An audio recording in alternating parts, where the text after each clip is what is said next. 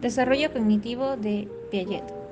Jean Piaget se refería al desarrollo cognitivo como un proceso cognitivo, el cual es un conjunto de procesos mentales que el niño necesita desarrollar para las diferentes habilidades o destrezas, cuyas etapas son sensoriomotriz, que es desde el nacimiento hasta los 2 años, la preoperacional, que es desde los 2 hasta los 6, las operaciones concretas, que es desde los 6 hasta los 12, y por último las operaciones formales, que es desde los 12 hasta la adultez. En la educación primaria, la escuela se convertirá en el segundo hogar de los niños, donde se les estimulará la capacidad intelectual y a su vez aprenderán nuevas competencias como el lenguaje, las relaciones sociales y su capacidad para razonar. Etapa de las operaciones concretas.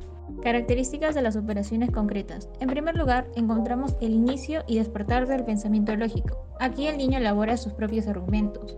En segundo lugar, tenemos la capacidad de clasificar, seriar y medir. Aquí los niños comprenden los objetos, pueden elaborar criterios y conocen lo que son las clases y las subclases. En tercer lugar, encontramos que se disminuye el egocentrismo, es decir, el niño interioriza, mentaliza, recuerda el pasado y puede anticipar el futuro.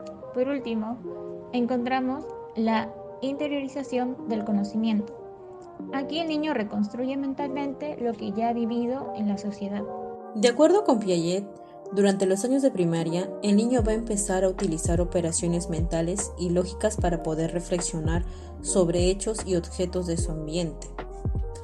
También nos menciona que el niño va a lograr varios avances en esta etapa de las operaciones concretas, donde su pensamiento va a mostrar menor rigidez y mayor flexibilidad. También nos menciona 6 operaciones cognitivas que son importantes, siendo una de ellas la reversibilidad o inversión, la cual consiste en cambiar una operación hecha en un sentido y revertirla a otro opuesto. Puede invertir las acciones a su estado original. Un ejemplo es cuando al niño le mandamos a contar un número de 1 al 10 y este va a tener la capacidad de contar el número de forma regresiva, del 10 hacia abajo. Otra operación importante es la compensación. En esta operación, el niño va a tener la capacidad de distinguir las consecuencias por la variación de las características de un objeto. Un ejemplo es cuando al niño le presentamos 2 bolitas de plastilina y una de ellas la empezamos a alargar y aplanar. Entonces el niño va a poder hacer esa diferencia. Va a mencionar que las plastilinas son iguales porque la otra es más larga y es más plana. Otra operación importante es la clasificación. En esta operación, el niño va a poseer la habilidad para agrupar objetos mediante características comunes que van a compartir. Un ejemplo es cuando al niño le damos un juego de figuras geométricas en donde observamos que hay una diferencia en el color, en las formas y también en el grosor. Entonces el niño va a agrupar estas figuras por el color, ya sea por el color o sea por la forma. Conservación. Reconocen que 2 cantidades iguales de materia permanecen idénticas en sustancia, peso o volumen. Es decir, el niño comprende que algunos aspectos son invariables, a pesar de los cambios producidos. Por ejemplo, tenemos 2 vasos idénticos con la misma cantidad de agua, pero uno de ellos se vierte en un vaso más largo. Un niño que no ha desarrollado la conservación nos diría que el vaso más largo contiene más agua, a diferencia de un niño que sí ha desarrollado la conservación, el cual nos diría que la cantidad de agua no varía, sigue siendo la misma. En operaciones cognitivas también tenemos la seriación, en la cual el niño es capaz de organizar a partir de las diferencias de los elementos seriados. También puede ordenar objetos de acuerdo a una dimensión, puede seriar por peso, longitud y color, y a su vez comprende que un objeto puede reunir 2 características aparentemente opuestas al mismo tiempo. Es por ello que el niño también ordena objetos en series lógicas, como el ejemplo de estos 4 chanchitos que tienen diferentes colores y tamaños. El niño lo puede ordenar del más grande al más pequeño o viceversa, del más pequeño al más grande. Esto permite al niño la facilidad a la hora de aprender matemáticas cuando le pongan ejemplos como x es mayor a 3 pero menor a 5. Como última operación cognitiva tenemos la descentralización, en la cual el niño puede utilizar un sistema de clasificación dentro de otro. Esto debido a que ha dejado de concentrarse en una sola característica del objeto y ha comenzado a desplazar su atención a más aspectos al mismo tiempo. Como podemos ver en la imagen, esos tres niños dominan la descentralización, puesto que al organizar estas figuras lo han hecho basándose en varias características al mismo tiempo, como lo es su forma, tamaño y color. En las columnas podemos ver que las han separado por forma y las filas por color. Y no solo eso, dentro de cada columna o fila están agrupados por tamaño. Abajo los más grandes y arriba los más pequeños. A continuación, las teorías del procesamiento de la información.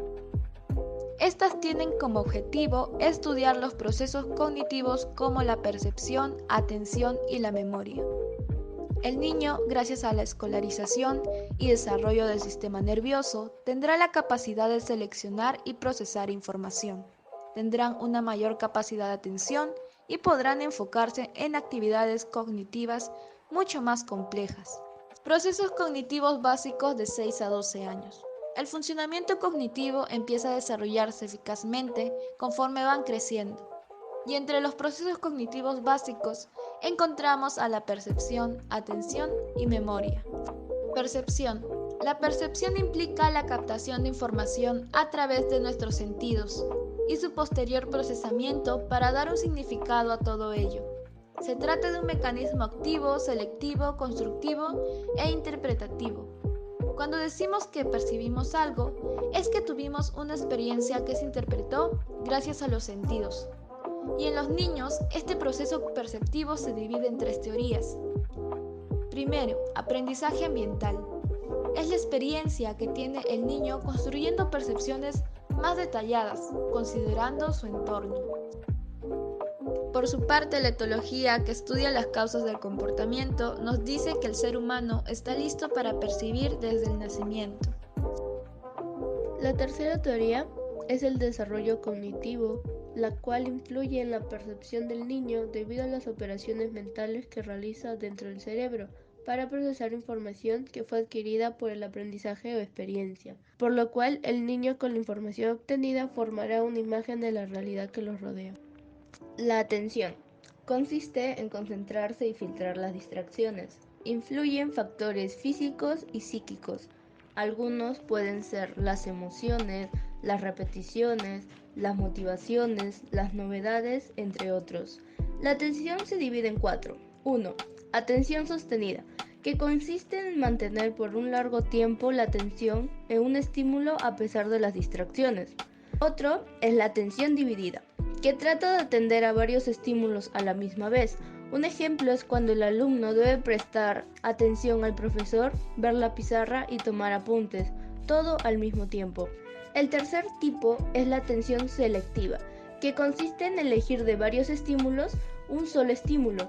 Un ejemplo sería cuando el niño, a pesar de todos los timbres que suenen, solo se enfoca en el timbre del recreo. Y el último es la atención focalizada. Nos permite detectar rápidamente el estímulo relevante. Un ejemplo sería cuando hay varias figuras iguales y te piden la figura diferente. La memoria es la capacidad que posee nuestra mente para codificar, almacenar y evocar buena parte de nuestras vivencias personales y de la información que recibimos a lo largo de nuestra vida. ¿Cómo funciona? Primero, almacena la información que se hace de forma consciente y temporal para luego combinarlo con la información ya existente en la memoria a largo plazo.